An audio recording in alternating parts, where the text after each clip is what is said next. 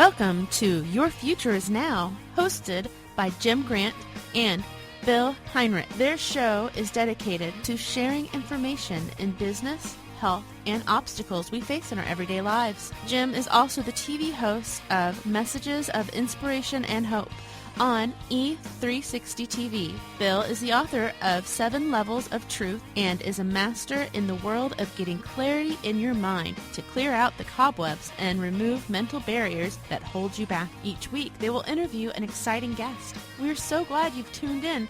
Be sure to share the show. And now, here's Jim.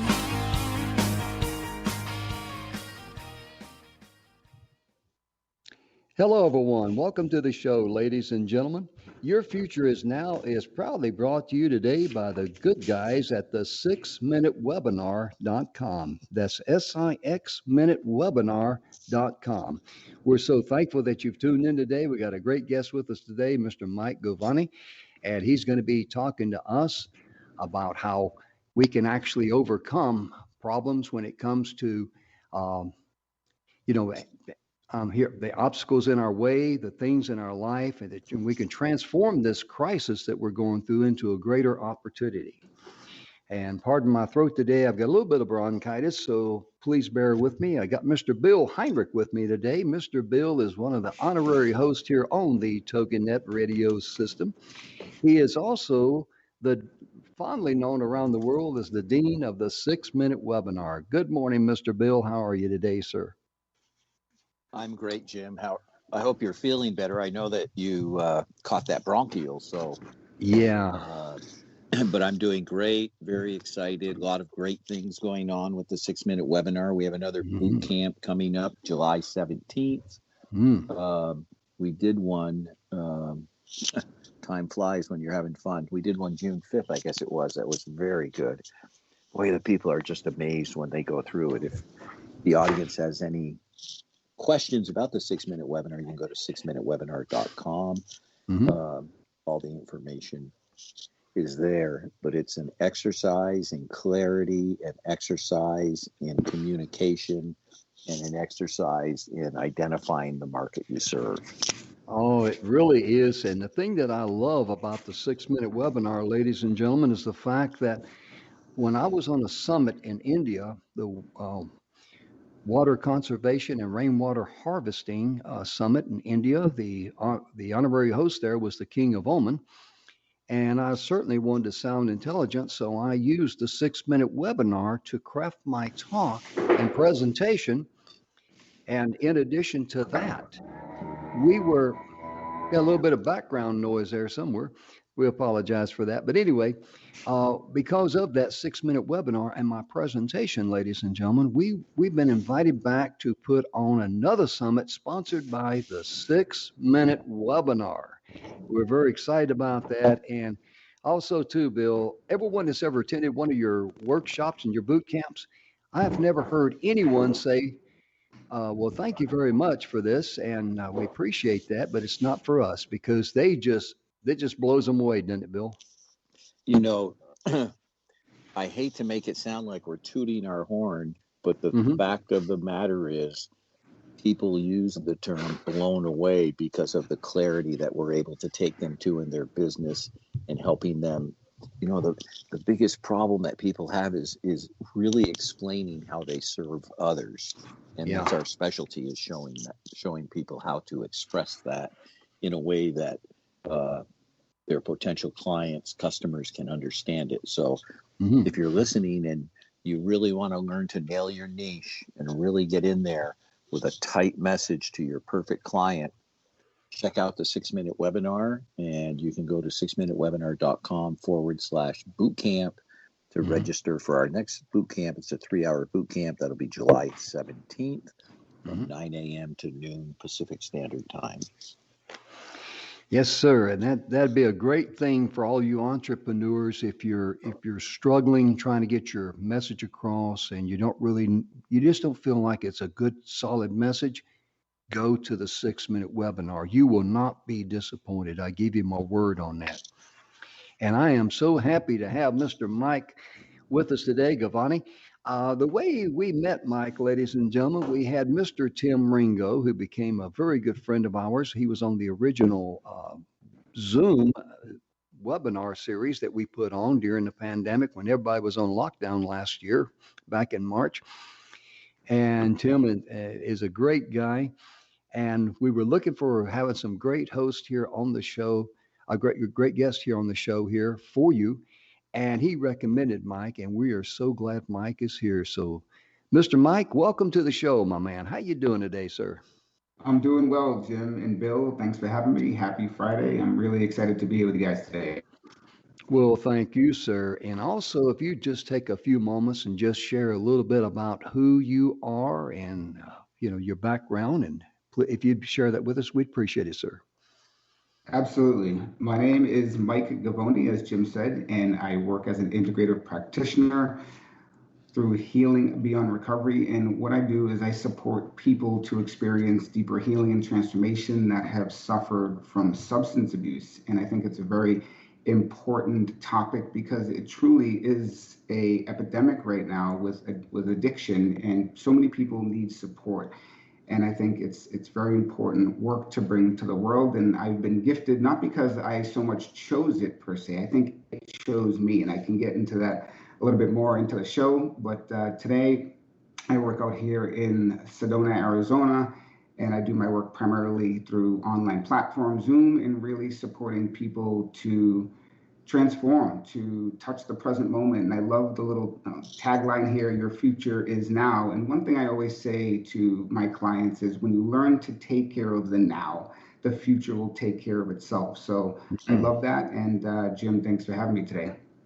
Well, you're certainly welcome. Go ahead, Bill. Yeah, sorry, Jim. I have a question about the type of clients that you work with. What are obviously don't want to know about the specific people, but what challenges are they facing when you start working with them? Yeah, so some of the challenges that my clients face is the inability to touch the present moment. For example, we all have this committee inside our head that likes to talk to us, and I think that's very normal. And a lot of people, let's just say, we'll call it the inner voice or the critic, and that thing tends to berate them. It tends to keep them distracted. It keeps giving them a message, a false message, just from some of the things that they live through, that they experience through. So finding some relief from anxiety, depression, the inner critic, being able to touch the present moment and really experience their own wholeness. I think that's the most important thing when it comes to recovering from addiction. Is a lot of us hold the stigma of we're unworthy or less than, and to really have them touch into the unique human being who they are and to see the beauty of their wholeness is really beautiful. So those are some of the things that clients are suffering with or dealing with when they come to see me. And what's going on in their physical life at that time? Because you refer to addictions. Is this what type of addictions? How is their behavior? Because it's these energies of lack of self-worth and such that create behaviors that aren't supportive of us growing in a spiritual way. So what sort of things are happening with them? Yeah, thanks for asking that question. And I work primarily with people who are already in recovery. So I don't work usually with acute addiction or active addiction, but people who have put the substances down for a long time, but things aren't changing, right? Their relationships are suffering. They may be suffering from unprocessed, unhealed emotional trauma, right?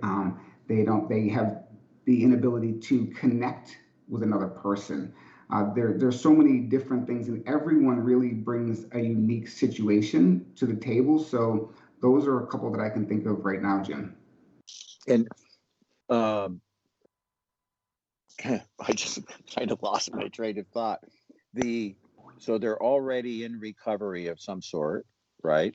Yes. And are these have they been dealing with drug addictions, alcohol? Is there more of a theme in that area that you see? Sure. Primarily substance abuse, although I do work with people with who are in recovery, and once again, here's the kicker. I think we're all in recovery from something. Some of us have some shopping addiction, sex addiction, substance abuse addiction, food addiction, whatever the case may be. And I think it's important to, have my practice open as an all-inclusive practice, but primarily the people who come to me have dealt with some sort of substance abuse. And I think that may be a main reason, because that's something that I've had to heal myself. So they can resonate with that, is the substance abuse. So it's primarily substance abuse recovery. So tell us a little bit about yourself, how you got into this. Yeah. How much time do we have? Well, we're going to go to commercial break here in a few minutes, but don't worry, we'll just cut in on you. Yeah. Okay. And we'll pick it back up. Okay, great. So my story really started in my mom's womb, obviously, and my mom experienced a trauma when she had me in utero, and I think that was the beginning of setting myself up for early onset disease and addiction, and really switched some of those genetic factors on that really primed me for, like I say, illness, addiction, and so forth. And as life continued to go on, I was blessed with these Mount Everest-like hurdles. And what I mean by that is a lot of difficulty in childhood, right? A lot of trauma, a lot of emotional abuse, things of that nature. And then, lo and behold, I found marijuana on the streets, and I found substances, and they kind of took me out of my misery, and I used them as like a warm, comforting blanket to soothe me. And that led me to a severe opiate addiction when I was about 16 years old. So I think this topic is very prevalent right now because of the opiate epidemic we've been seeing, and a lot of people have been struggling, and I was one of those people. And I was fortunate enough to get out of that as well. So about 16 years old, I was faced doing $500 worth of opiates, and I knew I had to make a decision. And I had a decision to get sober, and I did. And I put it down at 18, and 18 years later to this day, I've never touched an opiate, but I still continued to do other things. And lo and behold, I finally put it all down when I was 21 years old. Okay, we're getting ready to break for a commercial break, ladies and gentlemen. We're going to pick back up with Mike's story right after we come back from commercial. We'll be right back.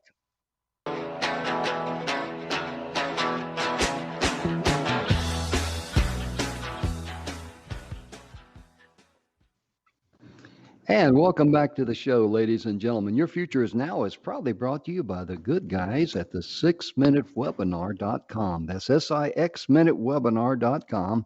And if you want to treat yourself in your business, you really need the 6minutewebinar.com. Trust me on that. I fully endorse it. As I said during the opening, I use that 6-minute webinar as my standard to be able to create my presentation when I was on a summit over in India. And that thing opened some doors for me. All I wanted to do was just sound intelligent. And as Mr. Bill can tell you, that's a challenge in itself, right, Mr. Bill? Yeah, I would agree with that completely, Jim. Yeah, but that's what happens with the 6-minute webinar is it tightens things up. You cover 12 critical points that are necessary whenever you're doing a presentation.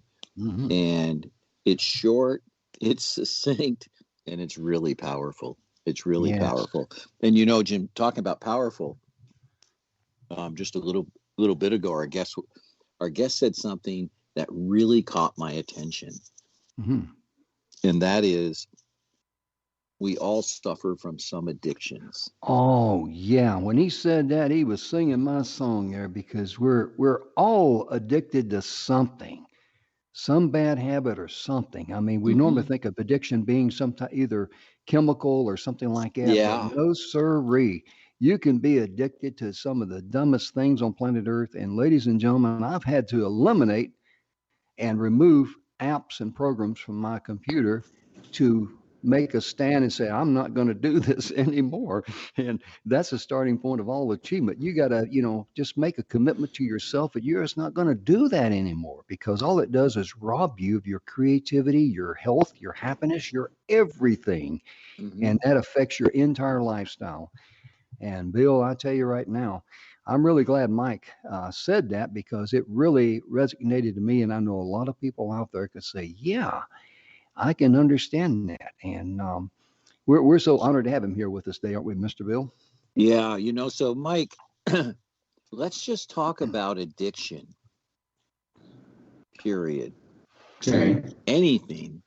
How would you describe that? I have my definition of it, but I'd like to hear yours. Yeah, thanks for asking. I believe an addiction is, a repeated behavior or substance that causes us short-term relief, but in the long run, more pain. Mm-hmm. Yeah, So, interesting. yeah, so even as I think Jim said, social media is a huge problem right now for a lot of people, and it's distracting. And another topic we could talk about is, how about sugar?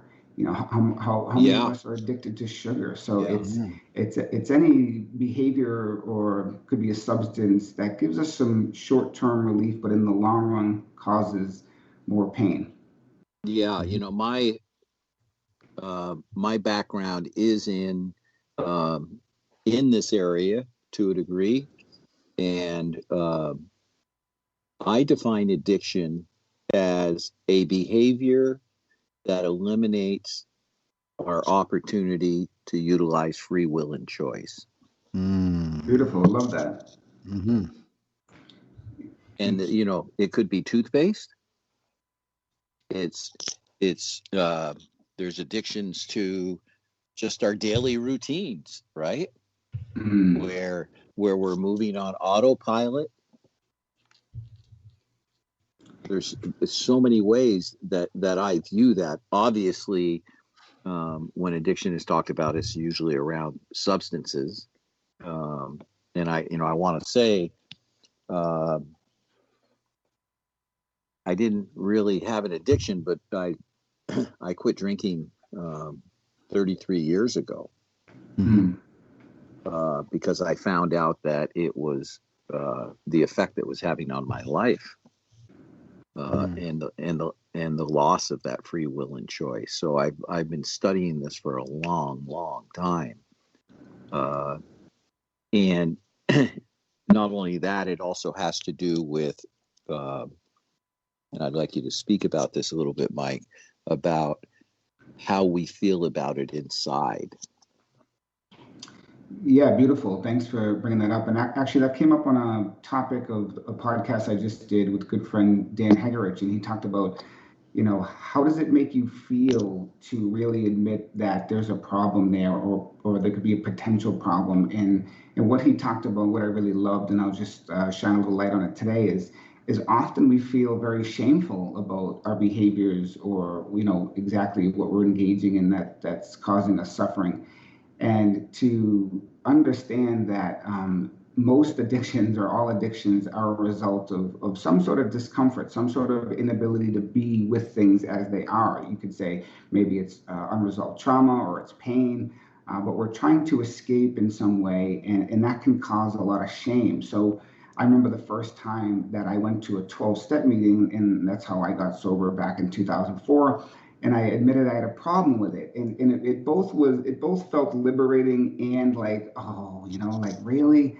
And but like they say, the truth sets us free. And when we can really begin to work through that underlying shame, or feelings of unworthiness that may be present with our behaviors, or what's going on, then that's the first step. And the first step is bringing it into awareness, and really saying, hey, there may be something here to take a look at.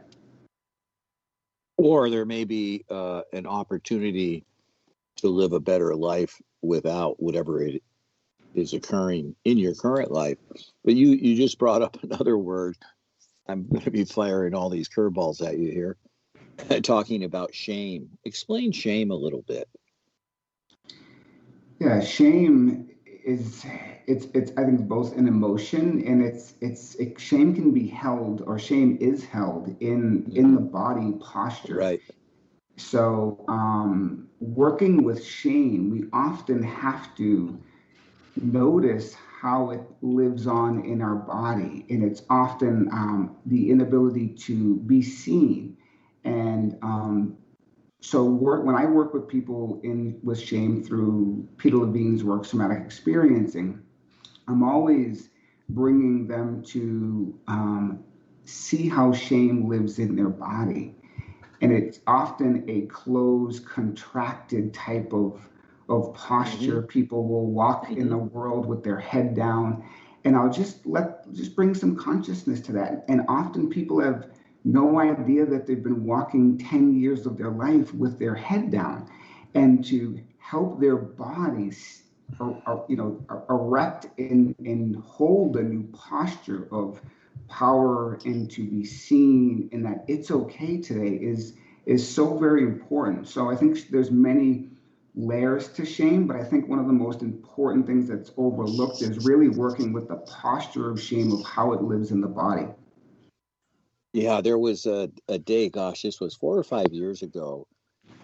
As a child, I heard "shame on you" quite frequently. Mm-hmm. Quite frequently. Mm-hmm. And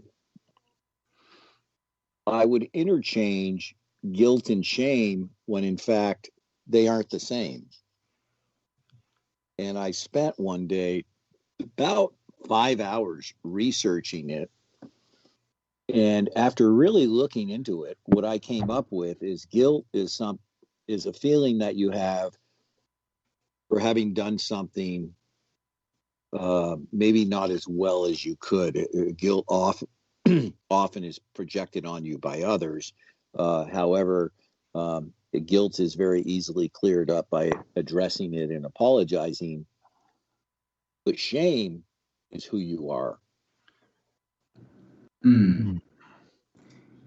Yeah, when people hold on to those false beliefs, and those can be cultivated from early childhood, exactly, right? When your parents say, Michael, stop that, or Bill, Jim, stop that, or what did you do? And you all of a sudden just, and then your head goes down, and then, so we can begin to learn this in early childhood. And if we don't have, let's just say, conscious enough parents that can relate to us in a particular way, where we don't begin to hold on to that energy of feeling humiliated or feeling like we've done something wrong, right? And so I think this shame issue starts at a very, very young age, and we can hold it unconsciously, obviously in the psyche, in the body, for a long, long time. And I think this is a huge part of addiction, because there's another component is when people use substances, they do things that they're not proud of, which creates more shame.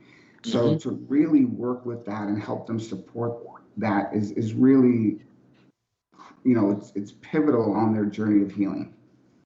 Yeah, we're going to go to break here in a couple of minutes, but would you please tell our audience how they can get a hold of you? Sure. Any contact information, your website? So my website is www.mikegovoni, G-O-V as in Victor, O, N as in Nancy, I.com, Mike Govoni. I also have the Healing Beyond Recovery podcast, and you can find me on social media at Mike Govoni as well, pretty much on Instagram. And your email address there, Mike, if someone wanted to, send you an email? Is Mike@MikeGovoni.com. Mike at MikeGovoni, Govoni.com. And I tell you, it's really amazing, because you're talking about addiction and things like that, and the guilt and the shame. I think everybody can relate to that to some degree, because, I love what Bill said, about shame. That's who you are. Oh, my goodness. Bill, I tell you right now, if someone's ashamed of who they are or what they need to change, don't they, brother? Well, many times they don't have the capacity because of their perception of life, and because of the beliefs that have been placed in them, and Jim, that that then leads them to this addiction and the need to find relief from the agony that they live in, subconscious agony that they live in. based upon the way they were raised. Mm-hmm. So we have a lot to talk about, Jim. I know we're going to go to break here in a couple of seconds. Yep. But when we come back, we're going to dig into addiction more. Stick with us because we have some fascinating information coming up.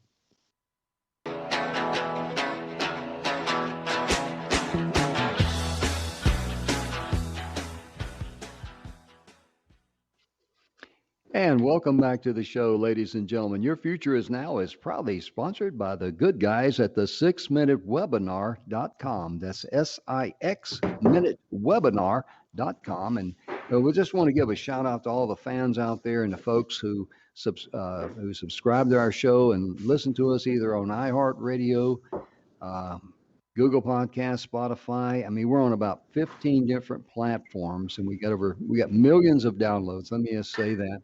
And we're so thankful for that. We appreciate you. And following our standard, me and Mr. Bill today, we have a young man by the name of Micheal Govoni joining us from Sedona, Arizona. And Mr. Bill, I tell you what, we're talking about some good stuff today, aren't we, Brad?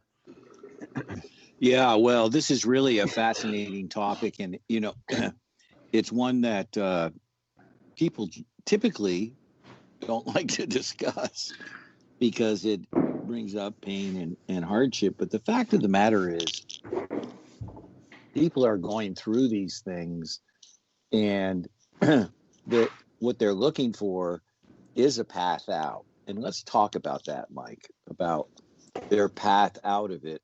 And once they've realized that they're dealing with something that has power over them, and they decide to make a difference. Let's talk a little bit about the transformation.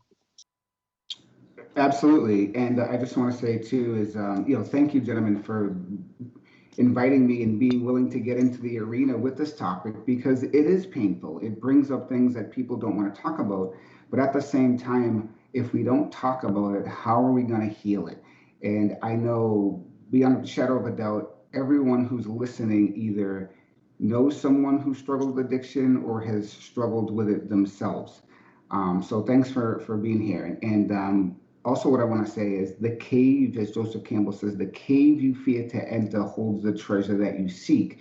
So how can we use pain, illness, addiction to awaken consciousness?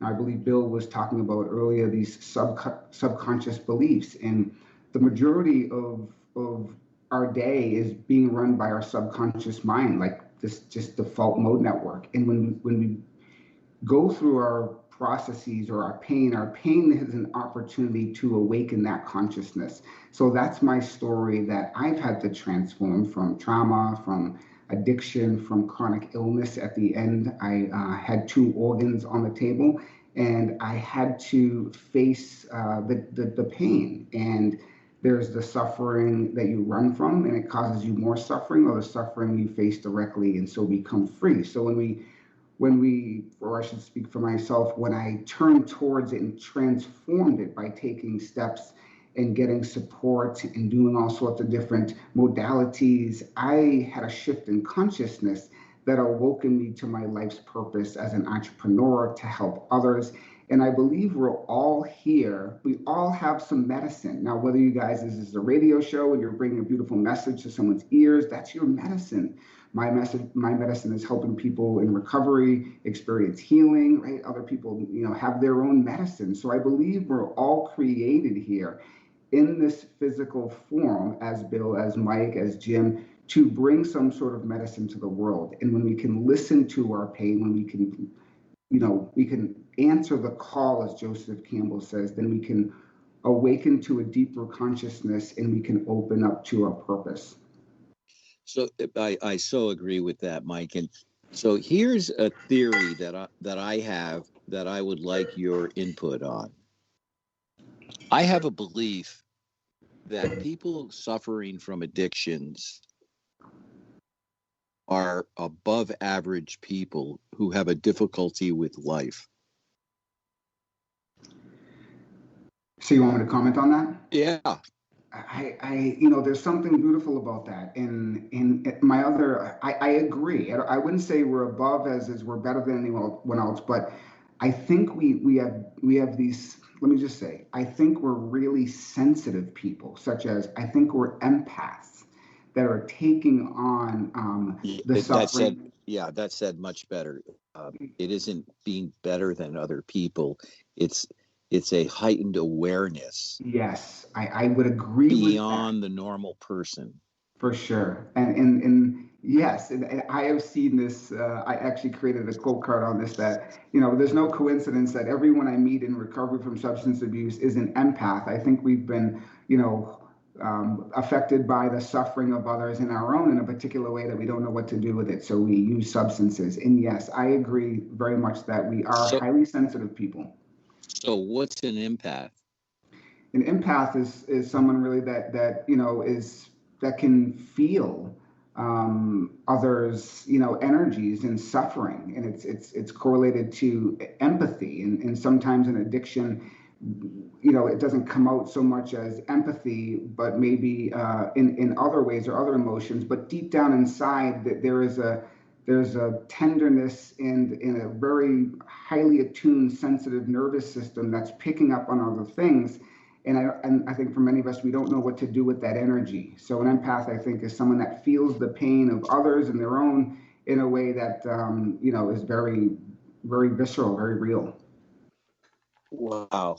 I mean, it's exactly the way I see it. I concur 100%. I concur 100%. Because when I was drinking, what I immediately realized was, like I never had a DUI, and I mean, I don't want to play it down because back in those days, people drank a lot more. Everything had to deal with having alcohol around you. It was much different. When I was a kid and grew up, it was my parents having cocktail parties at the house. They would that was the big deal back then. But I'm frankly dating myself. I'm talking about literally the 50s and 60s. So it was totally a different time back then than it is now. There's much more consciousness and awareness. But the thing that I found was when I decided not to drink, the thing I immediately recognized was that I didn't have a problem with drinking. My problem was living. Yes. Yeah.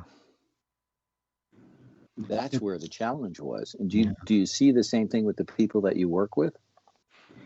Yes, very much so. And drinking is only, a solution. It's a maladaptive behavior to deal with something underneath, and whether that's trauma or whether that's pain or feeling disconnected, right? The drink or the drug always does something for the person who is using it. Now, like you, Bill, I too never got an OUI, and I actually came to the conclusion that, okay, I use other substances when I use booze, so I lose the power to choose.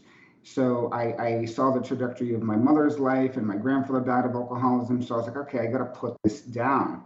But very much, yes, I do agree, for sure. Yeah, that's funny. I've never heard that term before. OUI. I assume it means operating under the influence. Is that Influence. correct? Yes. Yeah. Right? Because when I was younger, it was DWI, and now it's DUI, right? And what area of the country were you raised in? I was raised in Massachusetts. Oh, really? Yeah, I was raised in fact, I'm in Vermont now. I was raised in Vermont. Oh, cool. So really, really fascinating. What's one of the most important things you think you want to share with the audience, Mike? One of the most important things I want to share with the audience is our pain is an opportunity to awaken consciousness. And when we can lean in and explore and investigate what's there, right? Whether you have a chronic illness and cancer is speaking to you, or irritable bowel disease, or addiction, or some sort of emotional problem you're going with, then this is the compass pointing us in that direction to investigate it. And when we stop the running and actually turn towards it and face it and transform it, then it can open up to the life force energy that's behind there, right? And not having to perpetuate the conditioning of trying to get away from it, right? Great spiritual teachers, the Buddha, that's what they taught, the craving, right? To not create the aversion from the uncomfortable and not grab onto the comfort, but notice that wanting something different than what's here in the present moment is why we suffer. So my work and my work is all about helping other people to suffer less, and I think that's important work because I think we have a very challenging sick society, and many of us need this support. So I would say your suffering is an opportunity, and when you can listen, you can find something beautiful on the other end. Yeah, I've done a tremendous amount of studying on suffering. And suffering can only lead to more suffering. It's the only path it knows is the path of expansion, and suffering is always an aspect of suffering will always be attachment to something, not willing to step aside. So, how is it that people get a hold of you? How do you find people? How do they find you? Most of my clients are from referrals. So as much as I do all this social media jazz and marketing and stuff, it's really, word of mouth. So, and I'm grateful for that. So it's primarily word of mouth, but they can find me in other areas online as well. And describe someone that's the perfect client for you. Perfect client has been in recovery for a period of time and don't know why they're still suffering, don't know why they can't access the present moment, don't know why they struggle in relationships. Maybe they're suffering from anxiety, depression, and maybe they're carrying this burden of feeling unworthy. And, going through the healing journey with those people is my greatest joy in supporting them. Wow. So it's so fascinating, and we're going to go to break here in just a couple seconds. But after break, I've got a few more questions I want to ask of Mike. So stick with us. We're going to give you some more fascinating information.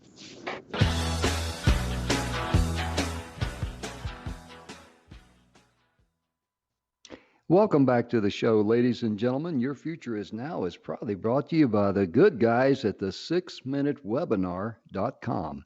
That's SIXminutewebinar.com. And today I'm joined by Mr. Bill Heinrich. He is the honorary host here on the TogiNet Radio. And our guest today is Mr. Mike Govoni. And today, Mr. Bill, we're talking about some of those topics that people don't like to talk about, and they kind of like keep it in them hid somewhere, or want to keep it hid in the canyons of their mind. Am I right on that, sir? Well, yeah, it's like a self-defeating repetition of, we talked about shame before, and the shame that people associate with addictions, the shame that people who are related to the people with addictions give them, and it really, what it does is it supports the person not getting recovery, right, Mike? Absolutely. The beliefs that we hold on to from early childhood often live in us as adults, and we can still hold that on and keep us from experiencing a life that we're meant to live. So for sure. Yeah. So we're in the last segment here. What I'd like is, I'd like to hear a message from you to someone who is struggling with addiction, something that would offer them some solace and support, and a path they may be able to find to get out of their struggle. Absolutely. And first and foremost, if you or someone else are struggling with addiction, I really want you to know that, there's nothing wrong with you. There's nothing wrong with you. And we don't become addicted because something's wrong with us. We become addicted because things happen to us. We live through experiences, we experience pain. And that's our attempt to console and to alleviate the pain. So the addiction always does something for the person using it. So even if it's a loved one, just to understand and hold them maybe with a sense of compassion that this being is suffering, and or I'm suffering, and how can you begin to turn towards yourself with a little bit of self acceptance and maybe compassion, so you can shift the tide and you can get on your journey with recovery, with healing and awakening. So what that path looks like, well, if I had to give someone a shortcut, from all the experience I've had over the last 16 years, is I would begin to practice being with things as they are and beginning to slow down and working with someone that could really help me, maybe in a one-on-one setting or even group, but really to get connected with other people that may be suffering. I know 12-step is a great place to start. And even one step further from that is really to address the root of what's causing that pain. And when you address the root of what's causing that pain, and you unburden yourself, you can live a life that's second to none. And I'm a witness of that. And that's why I teach this work of pain as opportunity to awaken consciousness, whether it's addiction, and really truly the obstacle is the way. So whatever you're dealing with today or suffering from, that's where the compass is pointing you. And that's what we have to look at. Boy, that's such a great message. I know that when I chose to stop drinking, which was quite a while ago, the thing that has helped me sustain that was I've been so busy ever since. And it made me wonder where I found the time to even drink, because I just always have so many great things going on. It's quite a fascinating difference. And again, my drinking, I didn't end up in jail, accident, DUI, but I did see where it played too big a part in my life. And that's the reason I chose to stop. And I'm kind of shocked that I've stayed stopped this long. But I don't have time now, because there's just so many opportunities and exciting things in life, right, Mike? Yes, and when you find your gift, right, through that obstacle, then you don't have time to go back to where you were, and nor do you want to. I don't ever want to experience what I experienced in the past. Yes, it's been a lot of work, but today I am so busy as an entrepreneur, as a practitioner. I'm getting married next month, and life is just so jam-packed with beautiful things. And I believe that this opportunity for people to really shine and be who they are in the world is for everyone. But we have to take a moment to, like you just said, you had to commit, you had to make a decision, Bill, to put it down. And that's what we have to do. And once we make a decision, right, the energy can follow after that. But we can't have one foot in one world and one foot in the other. We have to make a decision, we have to get support, and we have to keep taking steps. And when we do, we can have a beautiful life. Yeah, that's just so well said. And do me a favor, and again, would you please repeat how people can get a hold of you, your website, email address, and such? Sure. So my website is www.mikegovoni, G-O-V as in Victor, O-N as in Nancy, I.com, or you can find me on Instagram primarily at Mike Govoni, or you can listen to my show called the Healing Beyond Recovery podcast on all your major podcast platforms. Great. Thank you. And what other things do you want to make sure you get in as we start approaching the top of the hour here and the end of the show? I want to make sure that you've gotten the major points out. I've been, as I said, kind of throwing some curveballs at you. So Yeah, I'm a master at curveballs. I think life has thrown many at me so far, and when you learn how to hit the curveball, then you're rocking and rolling. So I think life throws curveballs for us in many ways. And once again, my primary message is, we're all whole. We're all whole, and we're all human beings, and we all suffer. And really, that's the calling back home to ourselves, right? So I think another important piece to mention is, people underestimate their story, and a lot of people downplay. Well, so and so, had a different, more challenging life, and I don't, I had some things that happened, but it was only like this.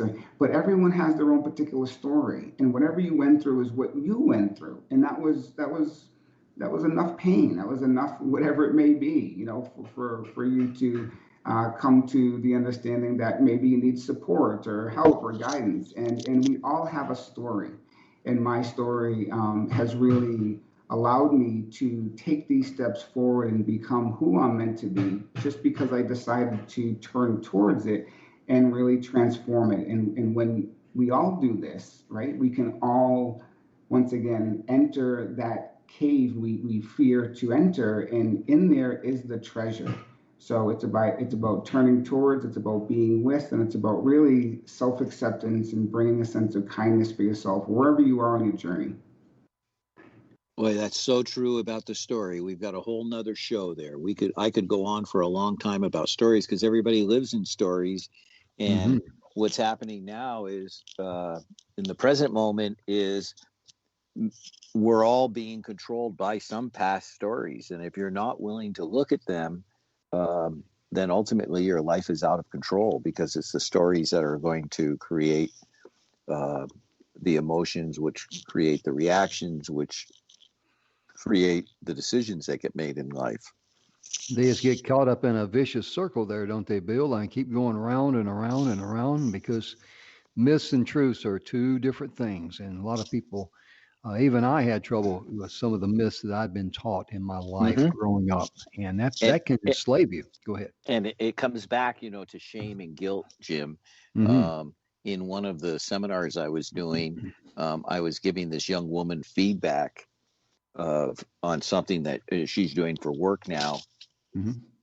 And her story was that she just came from this perfect childhood and blah, blah, blah, blah, blah. And my response to that was, that's just your story. That is so not true.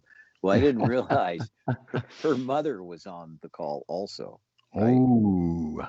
And her mother went right into reaction, protecting the story, right? Feeling like she had been judged. It was so fascinating to see it happen. And, my response to it was, well, I can assure you that I'm an expert in this area. I've been doing this for 12 years. And sit down with me for an hour and I'll shatter your stories, because I'll get to the bottom of them in a hurry. Because once you understand the stories, you can see how they've been controlling you. Isn't that true, Mike? Absolutely. And it's true. You're not your story, right? We're as Carl Jung says, I'm not what happened to me. I'm what I choose to become. Yeah. And that's very important to remember. Is you have an opportunity to become who you want to be, whether that's an entrepreneur, that whatever your dream is. So we're not our stories. And it's speaking about stories, Mike. The thing in my journey of personal transformation that has made the single biggest difference for me is that I'm no longer defensive, because stories are always protected. So if you're not defensive, you can't protect it. 100%. Yeah. So anytime anyone's defensive, it's like, well, what are you protecting? Because I just have a different perception than you do. I'm not disagreeing with you. You're not wrong. I just have a different perception, which is my right. It's so amazing. Wow. Jim, this has gone by pretty fast. We can keep going on for a long time on this topic. I can tell you that. Yeah. And I want to personally thank you and Mike for carrying this show because, ladies and gentlemen, I've got bronchitis and every now and then my throat acts up. And I am just so thankful we had two subject matter experts here who could carry on a great show. Thank you so much for tuning in. We appreciate it. And be sure and like and share this show with others, especially those of someone that you might know that could really benefit from this great message. We'll see you next time. Have a wonderful weekend.